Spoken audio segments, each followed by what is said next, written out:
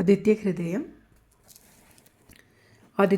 മന്ത്രം ജപിക്കുന്നതിലൂടെ ആത്മവിശ്വാസം, ആരോഗ്യം, ശത്രുനാശം, പ്രശസ്തി, അതിജീവന ശക്തിയൊക്കെ ഉണ്ടാവുമെന്നാണ് പൊതുവെയുള്ള വിശ്വാസം.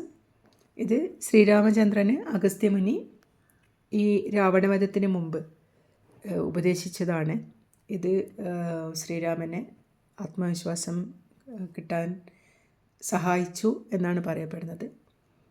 രാവിലെ ജപിക്കുന്നതാണ് നല്ലത്, അല്ല അങ്ങനെയൊന്നുമില്ല, ഏത് ടൈം വേണമെങ്കിലും ജപിക്കാം.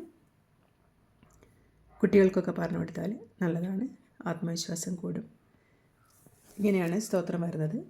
സന്താപനാശകരായ നമോ നമ, അന്ധകാരന്ധകരായ നമോ നമ, ചിന്താമണി ചിദാനന്ദായ തേ നമ, നീഹാരനാശകരായ നമോ നമ, മോഹവിനാശകരായ നമോ നമ, ശാന്തായ രൗദ്രായ സൗമ്യായ ഘോരായ കാന്തിമതാം കാന്തിരൂപായ തേ നമ, സ്ഥാവര ജംഗമാചാര്യായ തേ നമ, ദേവായ വിശ്വൈകസാക്ഷിണേ തേ നമ, സത്വപ്രധാനായ തത്വായ തേ നമ, സത്യസ്വരൂപായ നിത്യം നമോ നമ.